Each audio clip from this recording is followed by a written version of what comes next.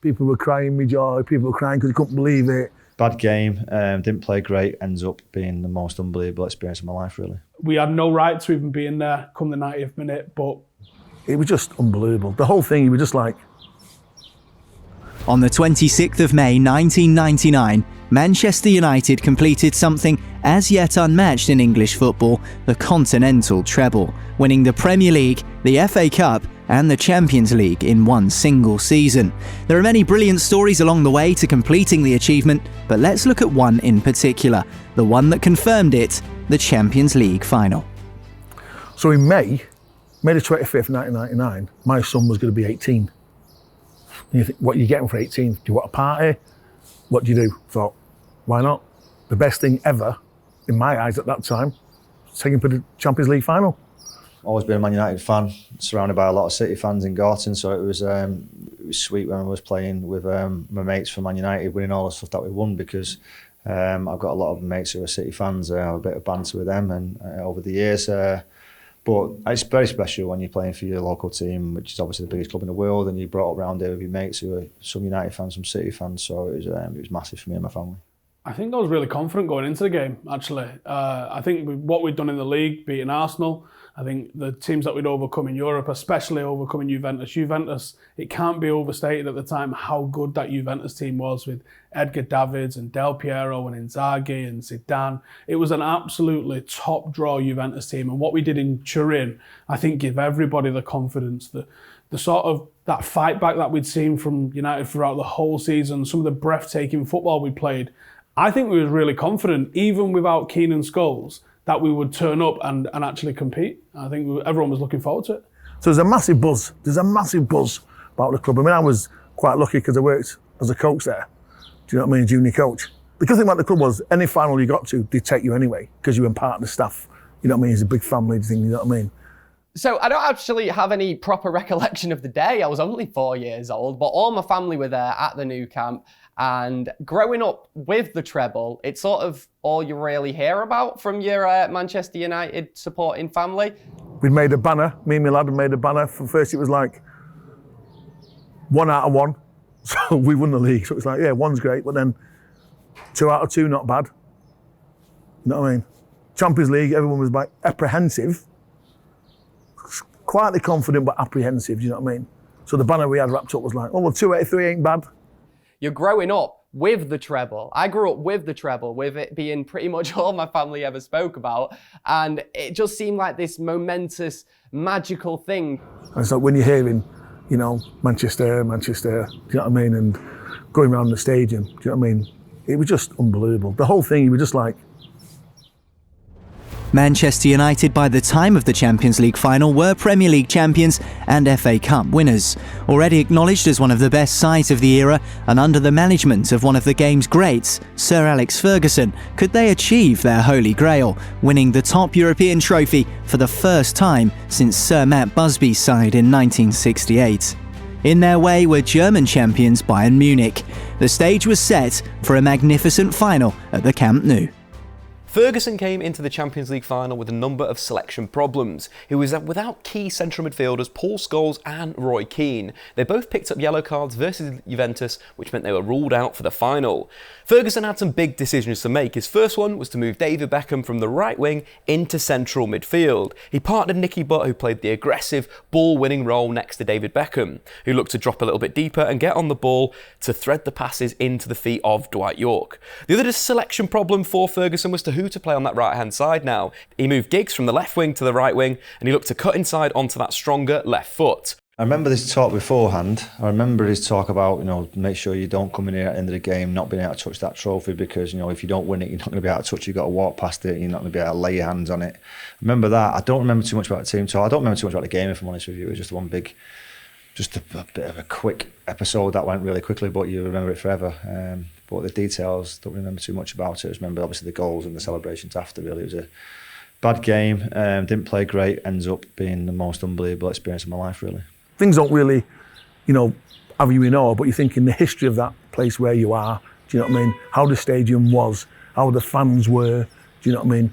The level of apprehension, excitement, expectation, do you know what I mean? Everything came into it. It was a mad but great feeling.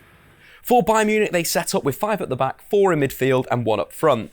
This allowed them to play 2 man-to-man markers on United's front 2, who had excelled in Turin. Of course, Linker and Sami Kufur, with Mateus as a bit of a sweeper to mop up any problems. This led to a lot of problems for Manchester United. The front 2 couldn't really get into the game with the man-to-man jobs that Bayern Munich were doing.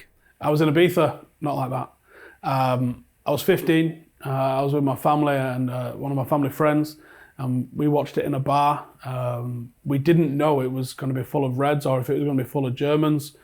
When Bayern Munich scored, it felt like most of the bar jumped up and cheered, and 2 little 15-year-old Mancunian kids there, sunburnt, were like, oh no, do we even jump up if we score? Like, this is going to be a bit dodgy. At 1-0 down, Ferguson had to make some big changes, but he knew that Bayern Munich would take off their 2 wide players, replacing Ziegler and of course Beisler with Salihamidzic and Mehmet Scholl.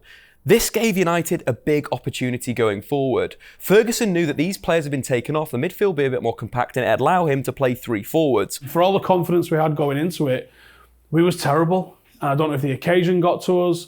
I think one of our best assets in 1999 was David Beckham and his threat from the right. And moving Beckham centrally for the final nullified him. We had Ryan Giggs on the right, who didn't get into the game. Nicky Butt is a top player, but he's not Roy Keane. And Jesper Blomqvist just completely got overrun by Bayern Munich. And that meant that the forwards did nothing. Yorke and Cole were completely ineffective after being fantastic throughout the season. So we was doing well to hang on, and Schmeichel made some phenomenal saves. There's a case we made that we should have been 3 or 4 down going into the last minute, but we wasn't. What Ferguson did is he replaced Blomqvist with Teddy Sheringham, moving to a 4-4-2 diamond with Sheringham at the tip, David Beckham onto the right-hand side, Ryan Giggs on the left, basically causing a lot of problems for Bayern Munich. They now had this number 10 to deal with. Would it be taken up by central midfield or alternatively one of the defenders coming out of defence?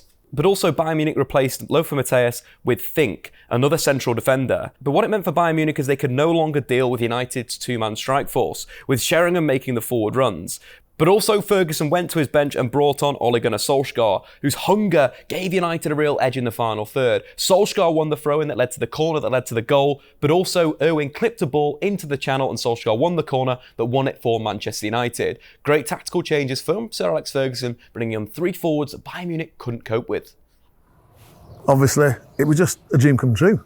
You just could not believe, minutes to go, 1-0 down, everyone's resigned to the fact is. The 4th official indicates how long we've got left. The clock ticks over to 90, we scrub a corner, and David Beckham's the best deliverer of corners in the world. The ball goes in, it comes back out to Giggs on the edge of the box, he miss-hits it, knocks it into the path of Sheringham, he miss-hits it, but it ends up in the back of the net and you just think, get in. Extra time, sort it out at extra time, try and have a plan, let's have it. In front of us, he worked at the museum, he's called Roy, I can't remember what his second name was, but he was some of Busby's like driver, sort of like mind, I suppose, in them days, you know what I mean? If you go into the museum now, there's a picture of him and Samat shaking hands, the big mural. And Roy then was probably about 80 odd, do you know what I mean? But not 80 as you are now, he's like stereotypical little frail 80-year-old bloke. And when we'd equalised, I remember 4 of us getting him and throwing him in the air. And then thinking, oh my God, he's 80 odd, do you know what I mean? But there's still a minute or so to play. And then we get another corner. I think it's Solskjaer, actually. I think Solskjaer tries to cross it. We get another corner. Beckham puts it in again. This time it's a near post. It's a flick on from Sheringham. And Solskjaer toes it into the back of the net. And I have no idea what happened for the next 5 or 6 hours. So 1-1, you're thinking, oh great, yeah, it's great. It's, you know what I mean? We're going for extra time. We're doing, you know what I mean? We've done really, really well. And then it was just absolute carnage. And there is no better way to win a final. It was so done at that moment. It was almost like a golden goal kind of effect. The Bayern Munich players are on their back, they're on their knees, they're crying. It was just utter delirium for United fans. Insane way to finish it. And then I think the game probably restarted and was immediately called off. Unbelievable way to win a game. We had no right to even be in there come the 90th minute, but we pull it out of the bag. Treble is complete.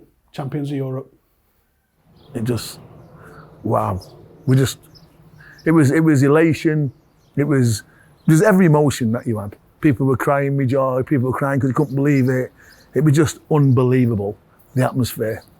You know what I mean? And to be in the Champions League, do you know what I mean? And final to come back like that. You know, I mean, we've seen some good comebacks. You know what I mean? But for you as a club member, not only as a club employee, as a fan, to actually work for the club that you love and adore, you know what I mean? And then, bang, we hit the treble. My grandma and granddad, who actually were there in Barcelona as well, they spoke about the parade quite a lot after it in Manchester and how it was like one of the most unbelievable things that they'd ever seen, people hanging off lampposts and on scaffolding and all that. Like an incredible experience that they didn't think they'd ever see again. And then, of course, we did the double in 2008, which had some pretty decent celebrations there as well. I think that Fergie was ahead of his time with the way he utilised the squad. The squad players made all the difference. I mean, the 2 goal scorers in the final were the 3rd and 4th choice strikers. The likes of Jesper Blomqvist allowed Ryan Giggs to recuperate fully, hence why Giggs was on the bench for the FA Cup semi-final. Nicky Butt played his part stupendously. Like there was a full squad that allowed United to win that at a time when probably other teams didn't have squads with that level of depth. Now, that level of squad depth is quite normal. And you see the bigger clubs in each league, you see the dominance of the French league, you see the dominance of the Italian league, the German league, and even the Spanish league to an extent. These clubs are able to rest players in league games and focus on winning cups as well, that normally they might not be able to do. And there's only a couple of teams that are truly able to compete in Europe as well. So yes, I do think that treble is probably likely to happen again in the next 10 years. But what we did, being the first team to do it, the unprecedented treble, that team's always going to be respected. And for me, it's my favourite ever team. It just feels like that's what makes it so special, that it is something that is so hard to do. And if it is ever done again, and I probably don't think it will be, but if it is ever done again, it's going to have to take an absolutely momentous team to do it, just like that Manchester United team was. Is it as good as the 2008 team? I think there's an argument to be made that the 2008 team might have been better. But in terms of favourite, the team that gave me the most joy watching them, the team that you always felt confident they was going to win a game, 99 doesn't get beat. Will we see another continental treble in the English game? Since Manchester United achieved this in 1999, it's only been done 4 times in Europe, twice by Barcelona, by Inter Milan in 2010, and by Bayern Munich themselves in 2013. This scarcity is why it remains the elite achievement in European football.